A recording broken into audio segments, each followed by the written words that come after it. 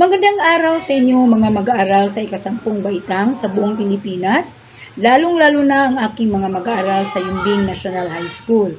Ngayong araw na ito, magkakaroon na naman tayo ng isang aralin sa Module 2, Aralin 2 sa unang markahan. Ito ay ang hamong pangkapaligiran.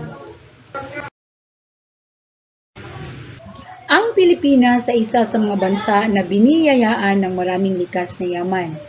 Mahalaga ang likas na yaman bilang sangkap sa paggawa ng produkto na ginagamit sa iba't ibang sektor tulad ng industriya at paglilingkod. Halimbawa, ang mga computer, sasakyan, makina at pagkain ay nagawa mula sa mga likas na yaman. Bago tayo magpapatuloy sa ating aralin, sandaling isipin muna natin ito. Napapansin mo ba na halos lahat ng mga establishmento sa ating lugar ay hindi na gumagamit ng plastic at sa halip ay supot na papel na? Ano kaya ang mga pangunahing dahilan hinggil sa mga pagbabagong ito? Yan ang ating tatalakayin ngayon. Handa ka na bang makinig? Kung ikaw ay handa na, tayo ay magpapatuloy. Uumpisahan natin ang talakayan sa kung bakit ba nasira ang likas na yaman ng ating bansa. Ano ba itong likas na yaman? Ang likas na yaman ng Pilipinas sa kasalukuyan ay ang mga sumusunod. Una ay ang kagubatan. Ano ba ang nangyayari ngayon sa ating kagubatan? Okay, mabilis at patuloy na pagliit ng forest cover mula sa 17 hektarya noong 1934 ay naging 6.43 milyong hektarya noong 2003. So ang laki ng nawala, no? Ang laki ng nawalang kagubatan dahil sa ano bang mga dahilan. Yan ang ating tatalakayin mamaya. Okay, pangalawang likas na yaman ng Pilipinas ay ang yamang tubig. Ano ba ang nangyayari ngayon sa ating yamang tubig? Okay, bumaba ng kabuuang timbang ang mga nahuhuling isda sa 3 kilo bawat araw mula sa dating 10 kilo. Bakit kaya? Bakit nangyayari ang mga ganito? At ang pangatlong likas na yaman ng Pilipinas ay ang yamang lupa.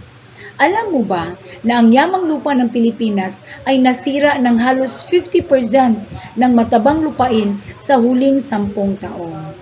Bakit nangyayari ang ganitong pagkasira ng likas na yaman ng ating bansa? Ano ba ang mga suliraning nangyayari o nagaganap sa ating mga likas na yaman? Okay, mga suliranin sa yamang gubat. Makikita natin ngayon ang iba't ibang dahilan kung bakit nagkakaroon ng pagkasira sa ating yamang kagubatan. Okay? Unang-una ay ang tinatawag na illegal logging. Ano ba ang illegal logging? Ang illegal logging ay walang habas na pagputol ng puno na siyang nagdudulot ng pagbaha, soil erosion at pagkasira ng tirahan ng mga hayop. Sa katunayan, noong 2008 ay mayroong 221 species ng fauna at 526 species ng flora ang naitala sa threatened list according sa National Economic Development. Okay, another problem na ating makikita sa yamang gubat na meron tayo ay ang tinatawag na migrasyon. Ano ba ang migrasyon? Sa ating pagkakaalam, ito yung paglipat ng puok panirahan. Tanong, bakit nagiging suliranin ang migrasyon? Okay? Dahil sa kadahilanan na ang mga taong lumilipat ng puok panirahan sa kagubatan o sa kabundukan ay nagsasagawa ng mga kaingin. At ito ang naging sanhi ng pagkakalbo ng kagubatan at pagkawala ng sustansya ng lupain dito. Kaya ang migrasyon ay may tuturing din na isang suliranin sa yamang gubat. Isa din sa mga suliranin sa yamang gubat ay itong tinatawag na mabilis na pagtaas ng populasyon. Bakit ito nagiging suliranin? Okay. Dahil sa mabilis na pagtaas ng populasyon ng Pilipinas ay nangangahulugan ng mataas na demand sa mga pangunahing produkto kung kaya't ang mga dating kagubatan ay ginagawang plantasyon subdivision, paaralan at iba pang infrastruktura. At yan ang mga dahilan kung bakit nawawala ang ating yamang gubat. Isa naman sa mga suliranin ng yamang gubat ay ang fuel wood harvesting. Ano ba ang fuel wood harvesting? Ito ay ang paggamit ng puno bilang panggatong. Halimbawa nito ay ang paggawa ng uling mula sa puno. Ayon sa Department of Natural Resources na lumabas sa ulat ng National Economic Development Authority taong 2011, tinatayang mayroong 8.14 milyong kabahayan at industry ang gumagamit ng uling at kahoy sa kanilang pagluluto at paggawa ng produkto. Ang mataas na demand sa uling at kahoy ay nagiging dahilan ng pagputol ng mga puno sa kagubatan. Isa din sa mga suliranin sa yamang gubat ay ang illegal na pagmimina. Ano ba ang illegal na pagmimina? Bakit ito naging suliranin? Okay?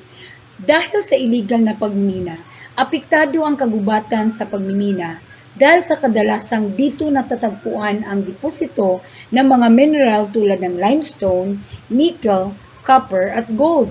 At sa pagkukuha nila ng mga mineral na ito, kinakailangang putulin ang mga puno upang maging maayos ang operasyon ng pagmimina.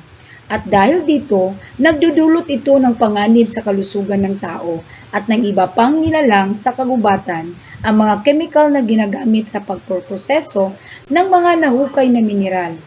At ayon sa DNR, mayroong 23 proyekto ng pagmimina ang matatagpuan sa kabundukan ng Sierra Madre, Palawan at Mindoro. Anong hakbang ba ang ginawa ng ating pamahalaan ukol sa suliranin sa yamang gubat? Okay, ayon sa ulat ng United Nations Food and Agriculture Organization noong 2015 ay panlima ang Pilipinas sa 234 na bansa na may malawak na lupaing napapanumbalik sa kagubatan. Sa kasalukuyan, isa sa may tuturing na tagumpay ng pagtutulungan ng pamahalaan, pribadong sektor, NGO at mga mamamayan ay ang unti-unting pagbuti ng kalagayan ng kagubatan ng Pilipinas. Okay, natapos na ang ating talakayan.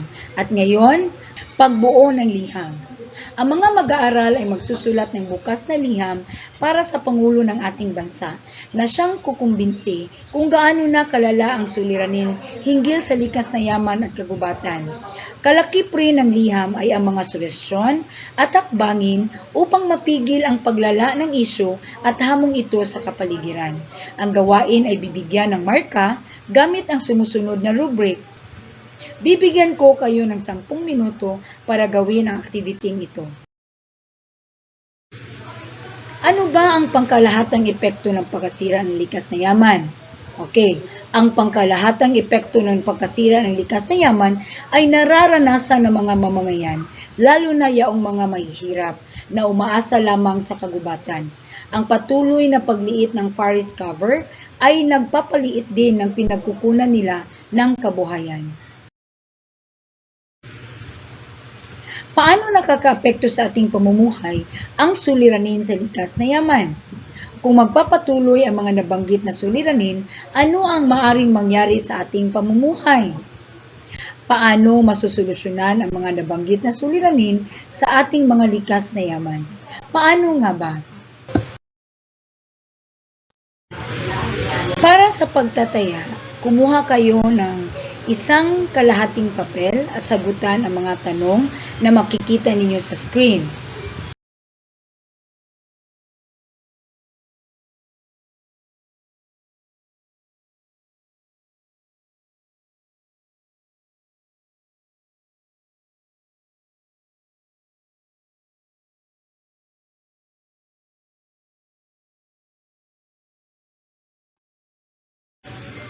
Okay, natapos na ang ating talakayan para sa araling ito. Maraming salamat sa inyong panunood. Naway kayo merong natutunan sa ating aralin. Hanggang sa muli nating pagkikita. Paalam!